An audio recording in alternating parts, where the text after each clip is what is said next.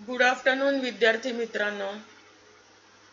तुम्हाला जर विचारलं की तुमच्या हातात जे पुस्तक आहे त्याचं द्रव्य काय, तर सांगाल कागद. मोबाईल हातात आहे त्याचं द्रव्य काय, तर धातू आणि त्याच्यावर असलेली काच.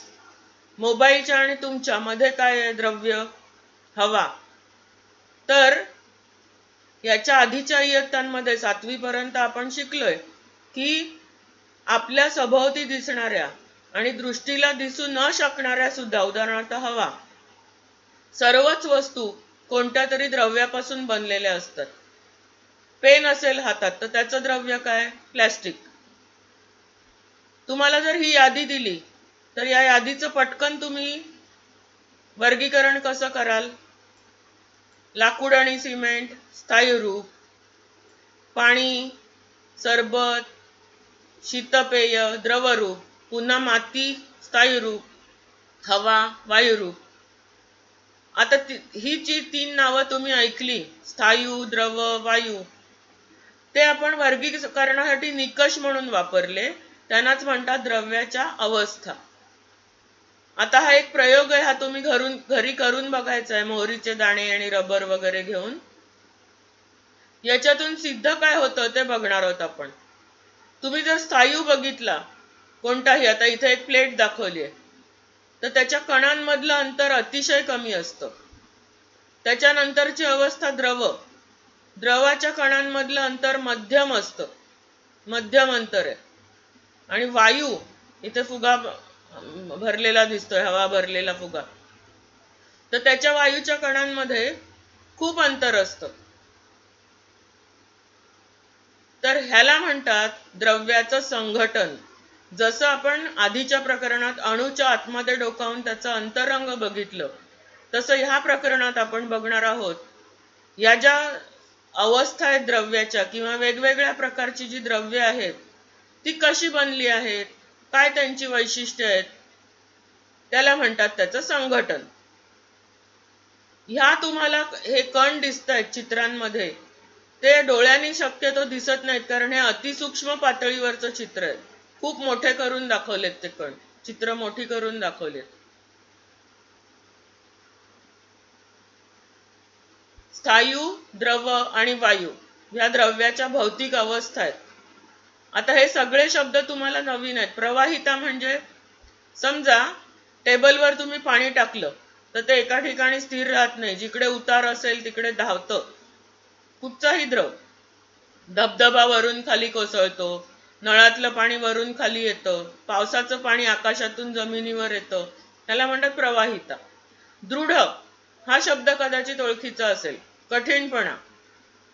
नंतर आकार्यता म्हणजे, आता जर गणपतीचा उत्सव झाला, काही जणांनी तुम्ही काय केलं असेल, मातीचा गोळा घेतला असेल, त्याला आकार दिला असेल. हवा तो आकार देता येणं ही द्रव्याची जी वैशिष्ट्य आहे त्याला म्हणतात आकार्यता.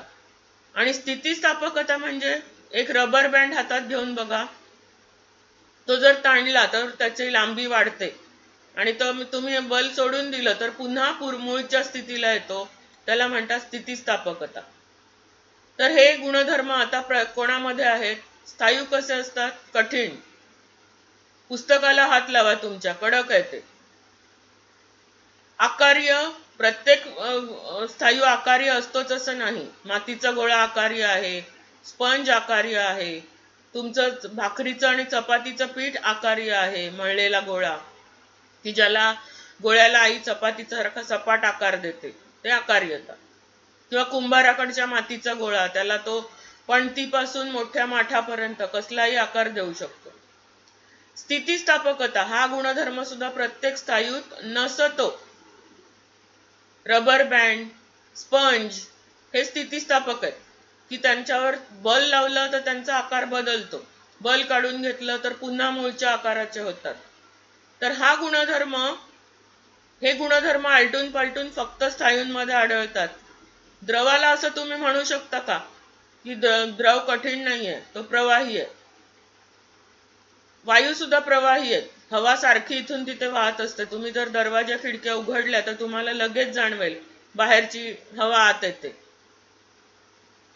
आकारमान म्हणजे व्यापलेली जागा. स्थायूंचं आकारमान ठराविक आहे. जर तुम्ही पेन आहे हातात घेतलेलं, तर तेवढी पेनाच्या आकारा एवढीच तो जागा व्यापणार. तर तुमच्या पुस्तका एवढी जागा व्यापणार नाही पेन. आकारमान ठराविक असतं. द्रवांचं सुद्धा आकारमान ठराविक असतं. एक पेलाभर पाणी आहे, ते पेलाभरच राहणार. तुम्ही परातीत ओतलं तरी त्याचं आकारमान तेवढंच राहणार, तर तेवढीच जागा व्यापणार पाणी. वायूंना मात्र अनिश्चित आकारमान असतं. तुमच्या बसलाय त्या खोलीमध्ये किती हवा असेल हे तुम्ही पटकन सांगू शकत नाही. संपूर्ण खोलीत 1 किलोग्रॅम वस्तुमानाची सुद्धा हवा नसते. पण तेच वायूंवर जरा दाब दिला तर ते आकारमान त्यांचं कमी होत जातं. म्हणजे त्यांचं अनिश्चित असतं आकारमान. पुन्हा आकार बघा. पुस्तकाचा जो आकार आहे किंवा तुमच्या कंपास पेटीचा ठोकळ्यासारखा आकार आहे, तो ठराविक राहतो. तुम्हाला वाटलं आता ह्यानी पेनासारखं व्हावं तर होणार नाही. किंवा हातातली तुमच्या मोबाईल आहे, चौकोनी आहे, तो गोल व्हावा असं तुम्हाला वाटलं तरी तो काय तसा नाही, तो आकार तसाच राहतो. द्रवांचं मात्र तसं नाहीये. द्रव तुम्ही ज्या भांड्यात ओताल ते आकार घेतात. पाणी ग्लासमध्ये ओतलं ग्लास सारखं दिसतं, बाटलीमध्ये ओतलं बाटलीचा आकार घेतं, परातीत ओतलं परातीचा आकार घेतं. अनिश्चित असतो आकार. वायूंना सुद्धा आकार, वायू आपल्याला दिसतच नाहीत डोळ्यांना. बरेचसे वायू दिसत नाहीत, त्यांचा सुद्धा आकार निश्चित नसतो. समजा तुम्ही फुग्यात हवा भरली तर तिथं फुग्याचा आकार येतो, टायर मध्ये भरली तर टायरचा आकार येतो. म्हणजे आकार निश्चित नसतो. संपीड्यता. संपीड्यता ह्याचा अर्थ, हा शब्द सुद्धा तुम्हाला पूर्णपणे नवीन असेल. आकुंचन पावण्याची क्षमता. वायू उच्च असते, म्हणजे वायूंवर दाब दिला तर ते खूपच कमी आकारमान होतं त्यांचं. उदाहरणार्थ आपला घरातला गॅस सिलेंडर, तो घरी आल्यावर तुम्ही कधी वाचून बघितलंय? त्याच्यावर लिहिलेलं असतं 44.4 असं काहीतरी केजी असं असतं. पण ते वजन त्याचं त्या लोखंडी सिलेंडर सकट असतं आणि त्याच्यामधला गॅस 16 किंवा 16.5 किलोग्रॅम एवढा गॅस असतो. आता बघा तुम्ही, मगाशीच मी सांगितलं की खोलीतली हवा 1 किलोग्रॅम पण भरणार नाही. पण त्याच्या खोलीपेक्षा खूप लहान असलेल्या सिलेंडर मध्ये 16.5 किलो गॅस कसा राहतो? तर त्याचं कारण आहे संपीड्यता त्याची उच्च आहे. जर वायूंवर दाब दिला तर त्याचे कण एकमेकांच्या जवळ येतात आणि त्याचा आकारमान कमी होत जातं. त्याच्यापेक्षा कमी संपीड्यता द्रवाची आहे आणि स्थायूंमध्ये मात्र संपीड्यता जवळ नाही. तुम्हाला वाटलं की हे पेन आहे आपल्या हातात, त्याच्यावर दाब द्यावा आणि त्याला काड्यापेटीच्या काडी एवढं करावं, तर होईल का? नाही, कारण संपीड्यता स्थायूंमध्ये नाही. किंवा बाटलीभर पाणी आहे, त्याला ग्लासभर एवढं कमी करायचं असं तुमच्या मनात आलं तर होणार नाही. त्याच्यात सुद्धा द्रवांमध्ये सुद्धा संपीड्यता नसते. महत्वाचं आहे आंतररेणवीय बल. परत एकदा ही आकृती बघूया आपण. समजा हे रेणू आहेत गोल गोल दाखवलेले, तर आंतररेणवीय बल स्थायूंमध्ये सर्वाधिक असतं. बल जास्ती म्हणून ते एकमेकांना पकडून जास्त राहतात, जवळ चिकटून राहतात. त्याच्यापेक्षा कमी मध्यम आंतररेणवीय बल द्रवांमध्ये असतं, म्हणून त्याचे कण एकमेकांवरनं घसरू शकतात पण फिरू शकत नाहीत खूप अंतरावर. आणि सर्वात कमी आंतररेणवीय बल वायूंमध्ये असतं, म्हणून वायूंच्या कणांना किंवा रेणूंना यादृच्छिक गती आहे असं म्हटलं जातं. बघा, वायूंमध्ये आंतररेणवीय बल अति क्षीण आहे, त्यामुळे प्रत्येक रेणू प्रत्येक कण हवा त्या दिशेने फिरू शकतो. त्याला यादृच्छिक हालचाल म्हणतात. द्रवांमध्ये मध्यम आणि आंतररेणवीय बल स्थायूंमध्ये सर्वात प्रभावी असतं. बल प्रभावी म्हटल्यावर अंतर कमीत कमी स्थायूंमध्ये, अंतर मध्यम द्रवांमध्ये आणि जास्त अंतर वायूच्या कणांमध्ये. तर ही झाली 3 अवस्थांची महत्वाची वैशिष्ट्य. पुढे जाऊया. रासायनिक सूत्रांच्या सहाय्याने या द्रव्यांचं संघटन लिहायचं. पाण्याचं रासायनिक सूत्र आहे H2O. मग द्रव्याचा प्रकार कोणता आहे? तर तुम्ही आणखी एका प्रकाराने वर्गीकरण करू शकता. पाणी हे संयुग आहे. कार्बन, कार्बनचा आहे तो आहे मूलद्रव्य. ऑक्सिजन वायुरूप आहे, मूलद्रव्य आहे. कार्बन स्थायीरूप आहे, मूलद्रव्य आहे. हवा वायुरूप आहे, पण तुम्ही शिकलात की हवेमध्ये बरेच पदार्थ आहेत. नायट्रोजन, ऑक्सिजन, थोड्या अगदी प्रमाणात कार्बन डायऑक्साईड, पाण्याचं बाष्प, इतर काही वायू, धुळीचे कण, धूर, अशा सगळ्या गोष्टी हवेमध्ये मिसळल्या आहेत, म्हणून त्याला आपण मिश्रण म्हणतो. ॲल्युमिनियम हा पण धातू तुमच्या ओळखीचा आहे. याचं सूत्र आहे ॲल्युमिनियमचं Al आणि द्रव्याचा प्रकार आहे मूलद्रव्य. पण पितळ हा जरी धातू असला तरी तो एकटा नाही आहे, त्याच्यामध्ये दोन धातूंचं मिश्रण असतं, म्हणून तो असतो मिश्रण. तर कार्बन डायऑक्साईड CO2, त्याच्यावरून संघटन काय कळतं, तर ह्याच्यात कार्बन आणि ऑक्सिजन दोन मूलद्रव्य आहेत, म्हणजे हा आहे द्रव्याचा प्रकार संयुग. मग ह्या तक्त्यावरून काय कळलं, तर वर्गीकरण करण्याची दुसरी पद्धत आहे. द्रव्याचे कण एकसारखे आहेत की वेगळे आहेत, कशापासून बनले आहेत, त्याच्यावरून त्यांचे 3 प्रकार केले जातात. मूलद्रव्य म्हणजे एलिमेंट, संयुग म्हणजे कंपाऊंड आणि मिश्रण म्हणजे मिक्सचर. हे तुम्ही 7वीतच शिकलात, म्हणून तर तुम्ही वर्गीकरण करू शकलात. मूलद्रव्य किंवा संयुग यांच्यातलं साम्य काय, तर लहानात लहान कण म्हणजे तो अणू असेल किंवा रेणू असेल हे एकसारखे असतात. उदाहरणार्थ पाणी हे संयुग आहे H2O, पण पाण्याचे सगळे रेणू एकसारखेच आहेत.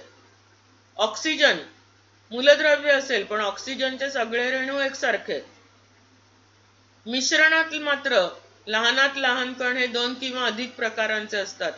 उदाहरणार्थ एक मिश्रण मी आता सांगितलं हवा, जरी डोळ्यांना दिसलं नाही तरी त्याच्यात अनेक प्रकारच्या वायूंचे अणू, रेणू, कण तरंगत असतात, म्हणजे ते 2 किंवा अधिक प्रकारचे असतात.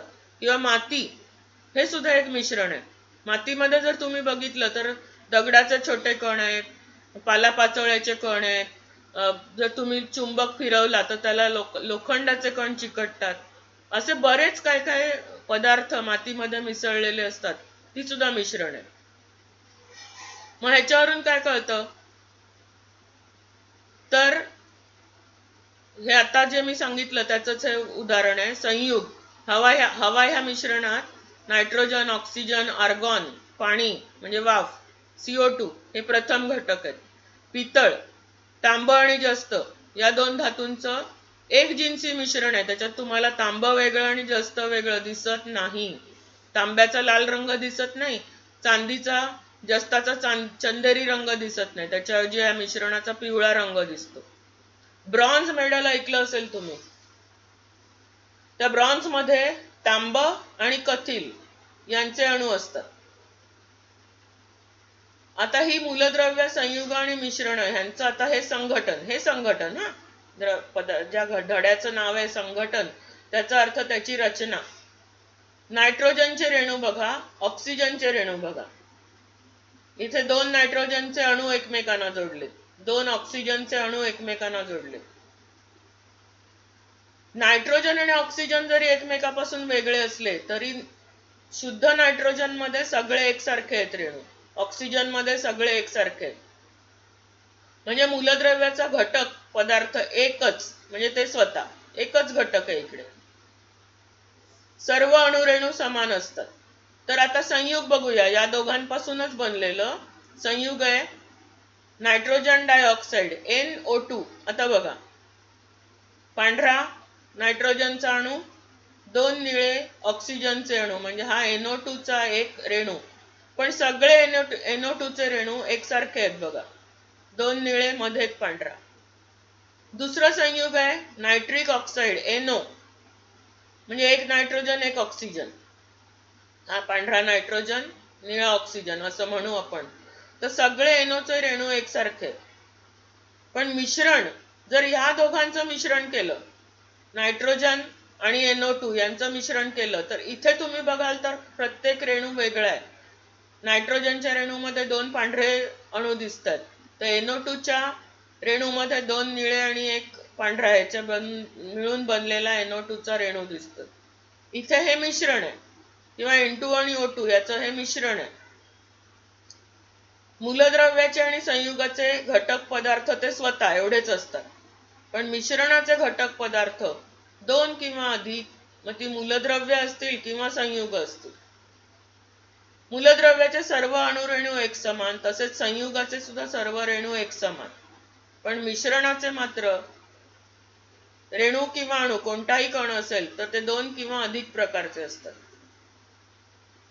मूलद्रव्याचा रेणू जर असेल तर सर्व अणू एक समान रासायनिक बंधाने एकमेकांना जोडलेले असतात.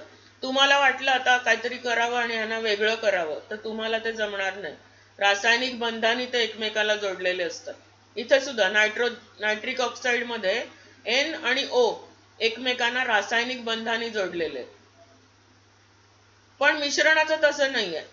मिश्रणाचे घटक तुम्हाला सहज वेगळे करता येतात, आणि ते तुम्ही का वेगळे करू शकता, तर ते फक्त एकमेकांत मिसळलेले असतात, त्यांच्यामध्ये रासायनिक बंध नसतात.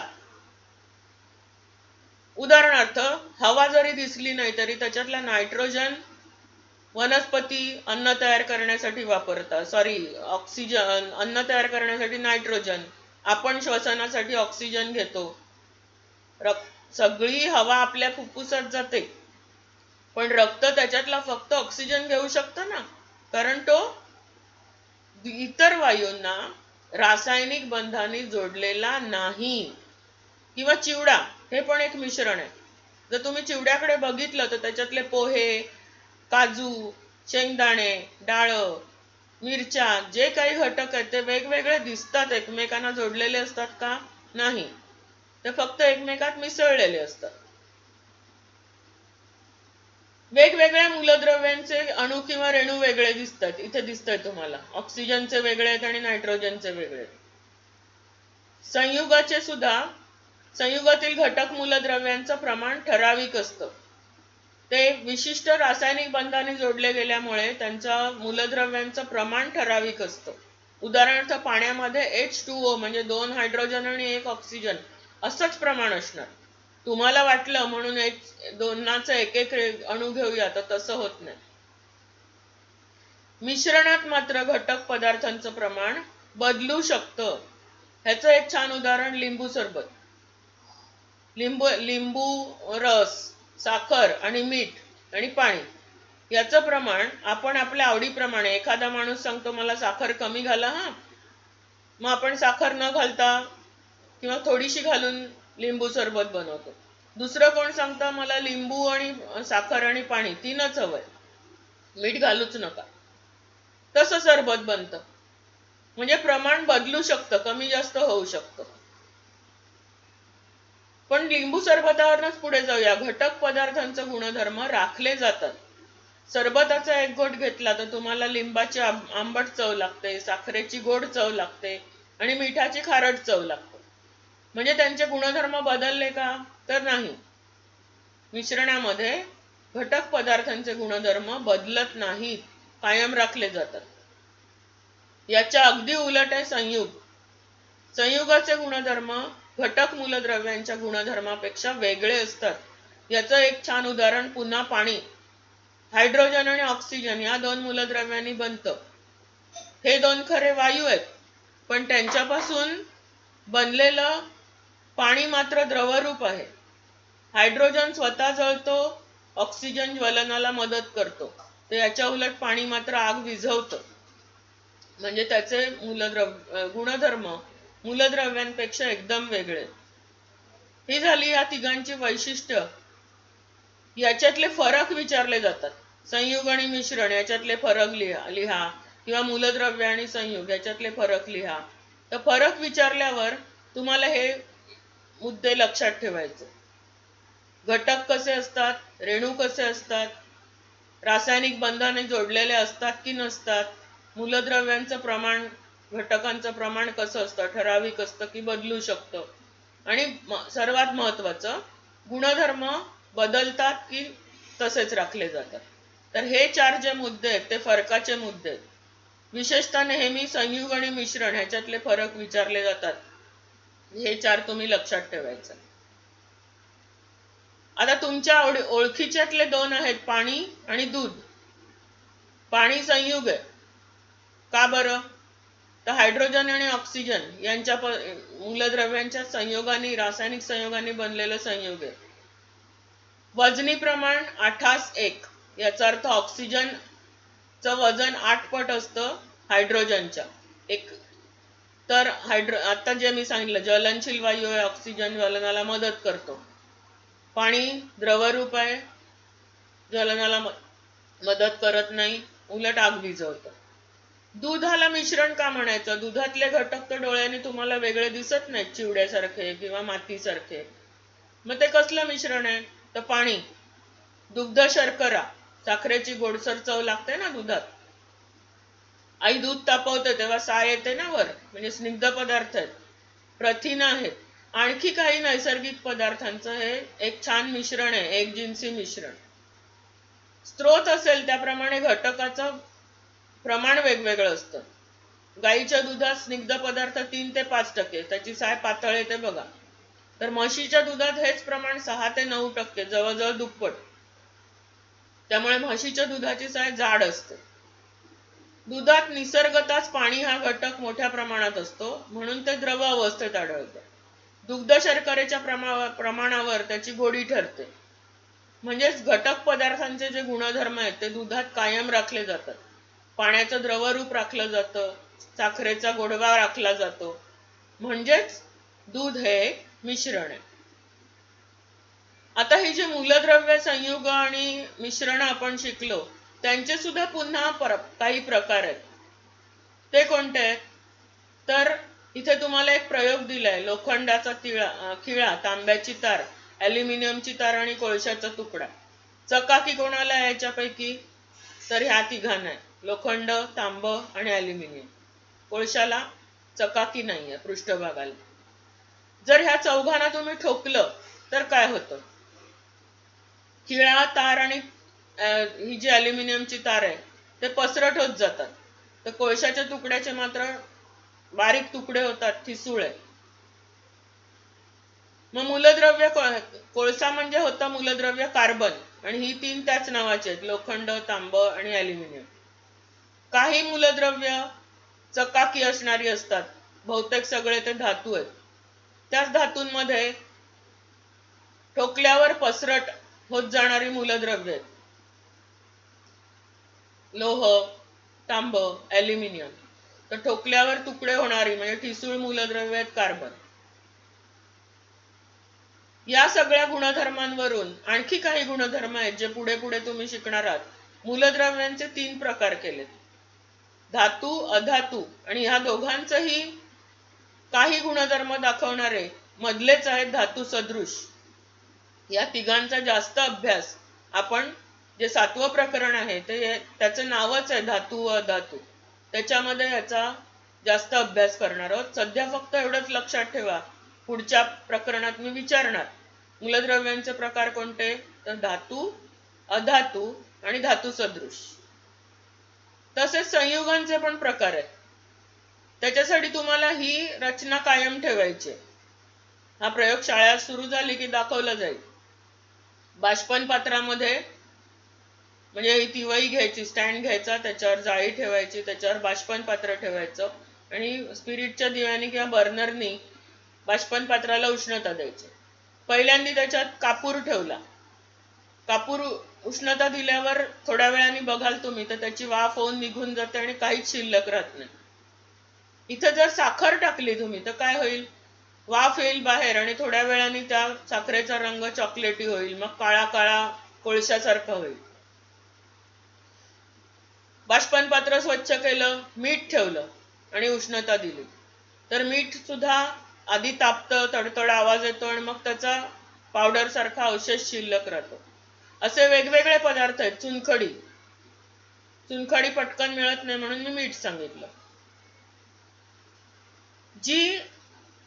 जे पदार्थ तापवल्यावर काळा पदार्थ कार्बन शिल्लक राहतो त्यांना सेंद्रिय किंवा कार्बनी संयुगे म्हणतात. उदाहरणार्थ कर्बोदक, साखर जे मी सांगितले ते कर्बोदक आहे. प्रथिन, हायड्रोकार्बन म्हणजे स्वयंपाकाचा गॅस, पेट्रोल वगैरे, हे सगळी सेंद्रिय संयुग आहेत. तसंच कापूर, साखर, ग्लुकोज, युरिया ही सुद्धा सेंद्रिय आहेत. याच्या उलट उष्णता दिल्यावर अपघटन होऊन काही वेगळा अवशेष शिल्लक राहतो, ती असेंद्रिय किंवा अकार्बनी. मीठ, सोडा, खायचा सोडा, लोखंडावर आलेला गंज, मोरचूर, चुनखडी ही असेंद्रिय आहेत. आणखी तिसरा प्रकार म्हणजे जटिल. यांची कार्बनी आणि अकार्बनी संयुगांची रचना थोडी साधी असते, पण ज्यांची अनेक रेणूंनी तयार झालेली जटिल संरचना असते त्यांना म्हणतात जटिल संयुग.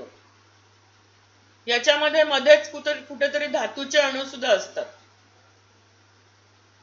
उदाहरणार्थ हिरवा रंग जो पानांना आलेला असतो ते आहे क्लोरोफिल. त्या क्लोरोफिल मध्ये मॅग्नेशियम असतं. आपल्या रक्ताला लाल रंग आलाय तो हिमोग्लोबिनमुळे. तर हिमोग्लोबिन या प्रथिनामध्ये लोह पण असतं, म्हणजे लोखंड असतं. सायनोकोबाल्मिन म्हणजे जीवनसत्व B12, याच्यामध्ये असतं कोबाल्ट. म्हणजे काही धातू पण आहेत आणि काही कार्बनी पदार्थ पण आहेत. यांचं गुंतागुंतीचं जे संरचना झालेली असते त्या संयुगांना म्हणतात जटिल संयुग. म्हणजे पुन्हा आपण संयुगांचे 3 प्रकार बघितले: सेंद्रिय किंवा कार्बनी, असेंद्रिय किंवा अकार्बनी आणि तिसरा जटिल. संयुगांच्या रेणूंमध्ये वेगवेगळे अणू रासायनिक बंधाने जोडलेले असतात. मग हे आयनिक असतील किंवा सहसंयुज असतील त्याविषयीचा अभ्यास तुम्ही 9वीत करणार आहात. तर विद्यार्थी मित्रांनो, संयुगांच्या प्रकारांपर्यंत अभ्यास करून आज आपण इथेच थांबतोय. धन्यवाद.